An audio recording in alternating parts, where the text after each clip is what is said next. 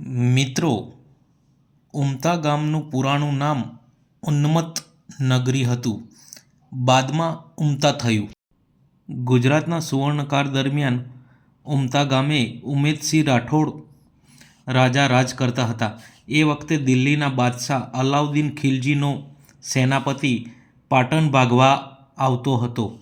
રાજવી ઉમેદસિંહ રાઠોડે મલેક કાફુરની સાગર જેવડી સેનાનો સામનો બહાદુરીપૂર્વક કર્યો હતો. આ યુદ્ધમાં રાજવી તથા તેમના બંને પુત્ર તથા તેમનો આખો પરિવાર વીરગતિ પામ્યો હતો અને ગામનું ખૂબ જ સુંદર જૈન દેરાસર તથા રાજગઢી નાશ પામ્યું હતું તથા ગામને ભડકે બાર્યું હતું. તેમના બંને પુત્ર મોકમસિંહ, જેઓ આજે માકડિયા વીર તરીકે પૂજાય છે, તથા બીજા પુત્ર વીરસિંહ પણ વીરની દેરી તરીકે પૂજાય છે. બહેન વીરાંગણા બળવંતી મા તરીકે પૂજાય છે.